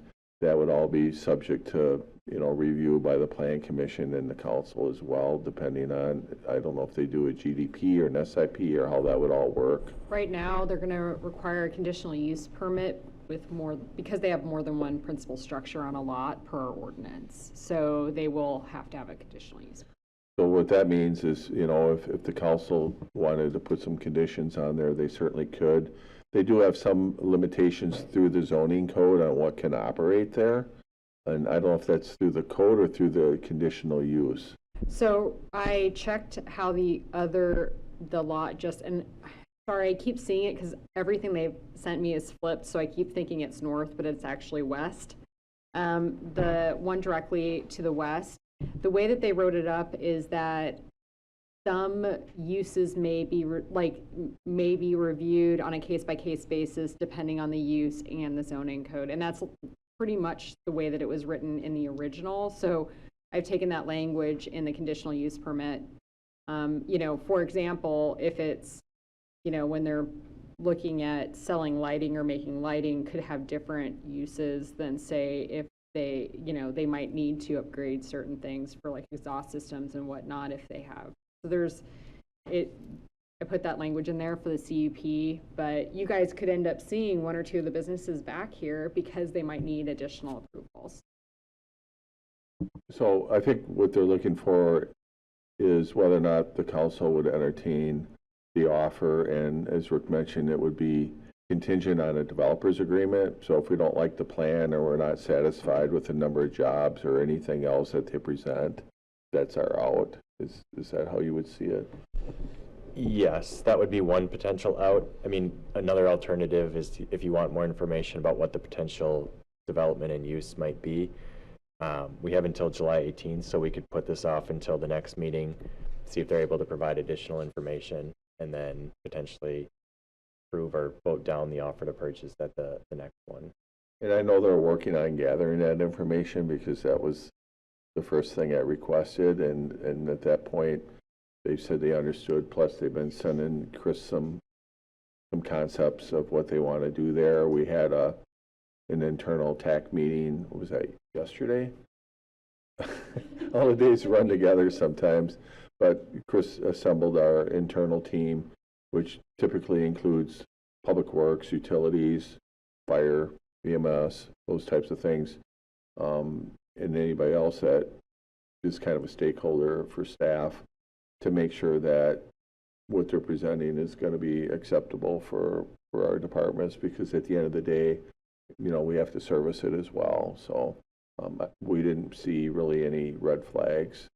Most of the stuff that came out of the TAC meeting were pretty minor. That'll actually be at the Plan Commission coming up the next meeting. It'll be there, so you guys will see it. But most of it was pretty minor, circulation, some questions with circulation, like as far as vehicles, like just pretty small stuff, like public versus private utilities. That, I mean, honestly, there was not any red flags as far as some projects that we've, so. Yeah, zoning was in the room. Doesn't sound like we've had really any minimum maintenance or enforcement issues out there. So I think the last time when we did the approval, we made it pretty clear what our expectations would be going forward, and I think they've done a pretty good job trying to respect that. President Schumacher. Given what you've added in on this one, my preference would be to postpone a decision on this one and allow them time to gather their information so that we could make a better choice at that time. Otherwise, we would just be talking about the merits of it, I suppose. But if they could provide us some more concrete information about their plan and what they are, what it can really bring to that area out there, then as long as we're going to fit under their timeline for the acceptance, then I would prefer to postpone it. Okay. Is that kind of the will of the council? So, and if it is, I kind of want to make sure we have some notes so I can tell them specifically what you'd be looking for. Brett, since this does have to come back, it'll go to Plan Commission, and you guys will give recommendation. It'll have one reading for the conditional use permit, maybe bring it back at the same time as is that the direction you're wanting to go? Okay. Okay.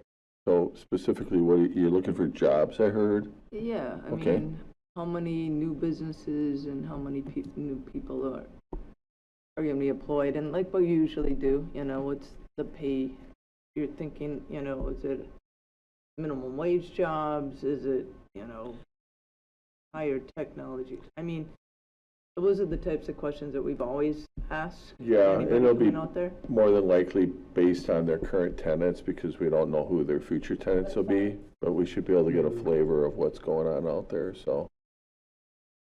My guess is if they're planning on expanding, that means that they probably have some inquiries, so they can probably base it off of those. Mhm. And I think what they're trying to do is they have the last 2 units they want to finish this year, and they'd like to continue to grow in Stoughton, so I think they're trying to line things up for next year, would be my guess. So. No, but I we can think find it's that out. great. I just think that we owe it to our constituents to let them know that if we're selling some of our property to a business, that there's actually going to be jobs created. Yeah, and we did talk to the adjacent business to make sure that if they had any plans for future growth, that they should let us know now. So that conversation did occur as well, because we didn't want them to feel shut out. No, they wouldn't expand on their current building. They would more than likely do something similar to this if they were to do anything at all. But they haven't submitted an offer, so that shows me that they're probably not that interested at this point. So we landlocked? Well, yeah, I mean, they have a current warehouse facility that they feel comfortable takes care of their present and future needs. Yep. Yeah, I'd be concerned along what Regina was saying about, I'd like to know what their fill rate is on the buildings that they have and or are still constructing, whether they have them full out committed to at least, or would they still have some available on that one? I know that these would be like larger units than what they were intending in the first round of them. And then I guess I'd like to know kind of what their overall demand is, like, you know, have they had hits on, hey, we need bigger spaces? Yeah, and typically when they have a space available, you'll see it on the marketplace, and I haven't seen them post anything recently. So that would lead me to believe that their occupancy is pretty good right now, but we would certainly verify that with them. Would be interesting to see what of the people that have those single unit ones, whether those are for businesses themselves, or are people just buying them as like private garage extensions. That's kind of what I'm wondering. Okay.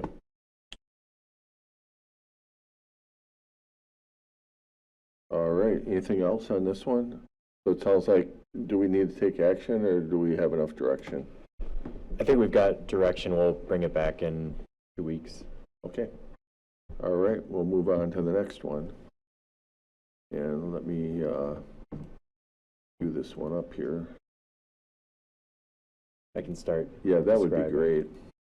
So this is an agreement related to Kettle Park West.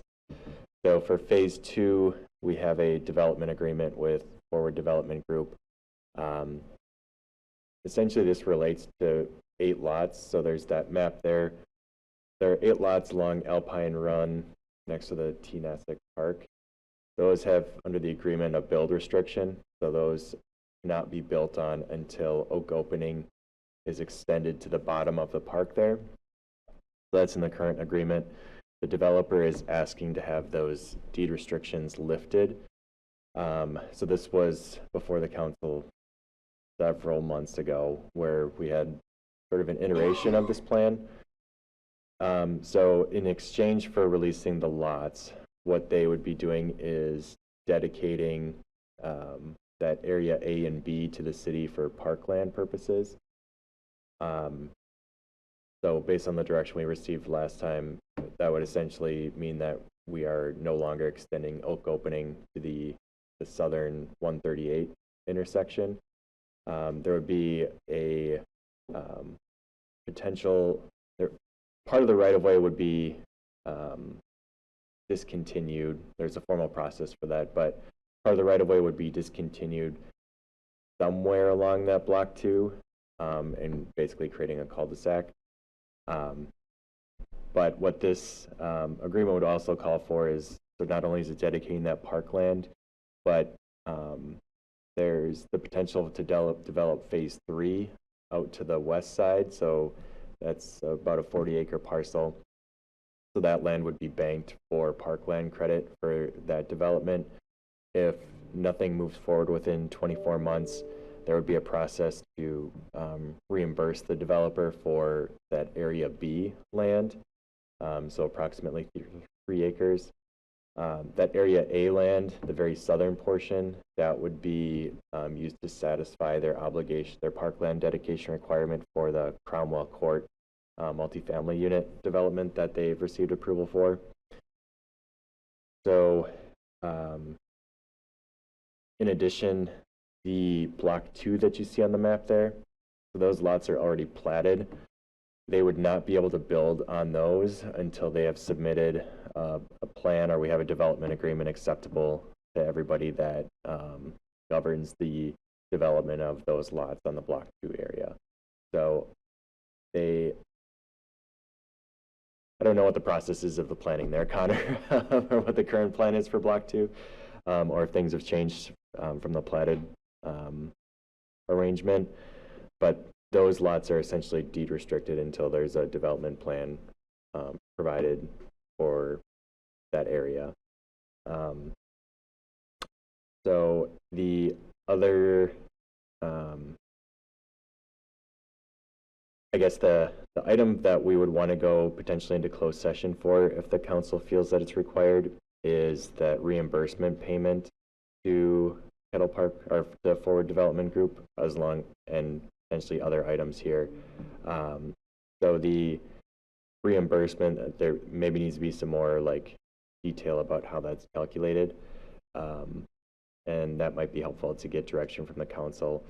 The other items are fairly consistent with the direction previously received from the council, but Connor is here from Forward as well, that we can have him talk or answer questions about this agreement, or if I've missed anything, Connor. No, thank you, Rick. I think that was helpful. And yeah, name again is Connor with Forward Development Group. I think the one thing I would add is where this all more or less started recently would be back in November when we came to the council, and essentially based on our recommendation from staff is based on the connections, the new connections traffic-wise within the subdivision. Could we have that deed restriction released so that Lennar, the home builder, could continue building single-family homes?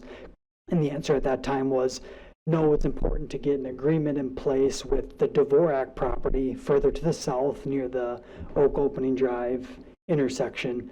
So over the winter months, we worked with them to come up with a solution, which was either move the intersection further to the east, closer to Walmart, or make the road a cul-de-sac. So we presented that in council in March, and the decision was essentially we like the cul-de-sac solution, and the Dvoraks are okay with that land being parkland. So that's the solution. By doing that, we can release the deed restriction, helps out Lot 27 multifamily with the parkland dedication, and is kind of the catalyst to move forward on the West 40. So by dedicating that parcel as parkland, which is mentions in the agreement we would do immediately, it allows those lots to be sold to Lennar and catalyze kind of the continued development in the area. So we're excited about it. We think it's a good way to move a lot of different things forward. No pun intended. I hate using that word. All right. Others have any questions on this one?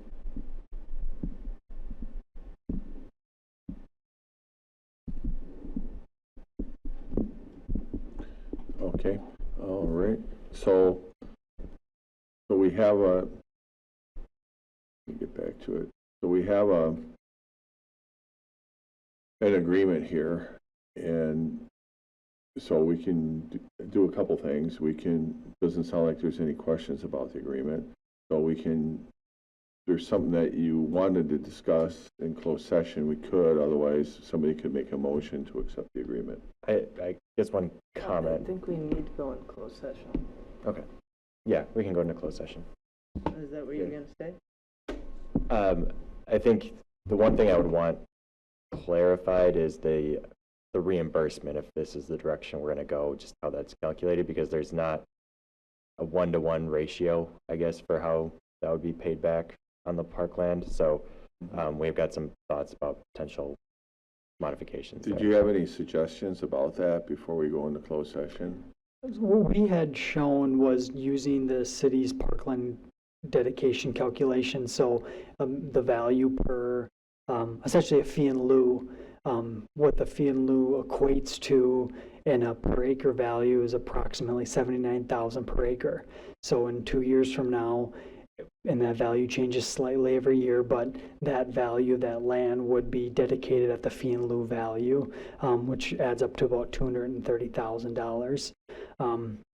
As density currently looks on future development to the west, it would be around 2 acres of development. So 2 of those acres could be a portion of that, and that all depends on how that final density works out. But really, we'd want to be using that parkland fee as lieu as a basis for that value.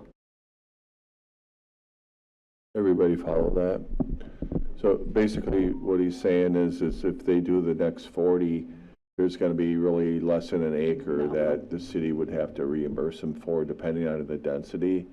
Now, if they were to put some multifamily up there or something like that, it might burn it all up and it'll be a wash at the end of the day. But we don't know because you haven't acquired that land yet. It's not platted out. You know, I think our comprehensive plan probably calls for mixed use, but I'm not sure about I that. don't know why. I think it's residential off the top of my head, Yeah. but that could also change. We're Yeah. redoing it right now, so. Yeah. So let's say it's residential, that density per acre with the new zoning, I mean, it could be multifamily as part of the residential, right? Yep. Or it could be a combination of everything that we've already seen out there. So we don't know what that number will be. My biggest thing is, I'll ask you is, what do you think the likelihood is of that next 40 being developed in the next 2 years? I would say likely. We have, I guess, multiple parties interested in building out there. So, and as well as this final phase of the Block 2 area, tying that to additional construction on that 40 acres to the west. All that helps make future housing more viable. So we'd be interested in moving forward on the West 40 quickly into that area. And then I guess the reason for the 2 years is to just add a backstop in case whatever may happen, development stalls or whatever it might be. We want to develop it, but it just provides some backstop for it. And in general, the TIF in this area was intended to extend Oak Opening, which is a significant expense. So that expense not being needed to extend Oak Opening could be a means to fund it if so needed. But our intent is not to wait 2 years and then get a reimbursement. It's to continue developing in Stoughton. Yeah, like I said, back when you approved the last discussion on this, acquiring that land as parkland gives the city some flexibility we don't have for the trail system, for planting and maintaining the proper vegetation around the pond, for the health of the pond. And, having less impervious near the pond, I think, is a good thing as well. So I think for me, it checks a lot of boxes. My biggest concern is the payout at the end of 2 years if it doesn't get developed. So that's my biggest thing. Others may have other things to talk about. We can certainly get into that deeper in closed session. So, hopefully it would get developed in the next couple of years, or at least started. Anybody else have anything? All right, so if we're gonna go into closed session, who wants the honors of reading the language? And I can probably put it up there. You have it? Ready? Yep. The council may meet in closed session per state statute 19.85, paragraph L sub E, is that correct? 1E. Deliberating or negotiating the purchase of public properties, investing the public funds, or conducting other specified public business. Whenever competitive or bargaining reasoning requires a closed session, the Common Council may reconvene in an open session to discuss and take action on the subject matter discussed in the closed session. The council may reconvene in open session to take action on matters discussed in closed session. I so move. Is there a second? Second. Second by Schumacher. Any discussion? And we need a roll call vote. Candy? Okay, Hirsch, Aye. Jensen, Aye. Tillison, Aye. Butler, Aye. Schumacher, Aye. Vino, Aye. Nino, Aye. Caravello, Aye. Wozniak Scanlon, Aye. Sherlucky. Aye. Okay, that's 10 alders in favor. All right, thank you. All right. So we are in open session, and is somebody willing to make a motion?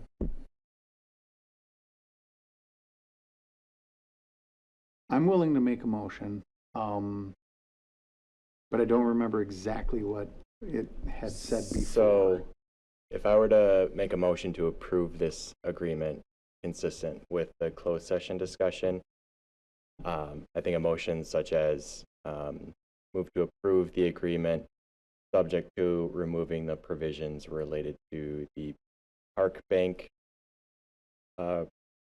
and the park land reimbursement in a form subject or in a form approved by the city attorney. I'll give it my best shot.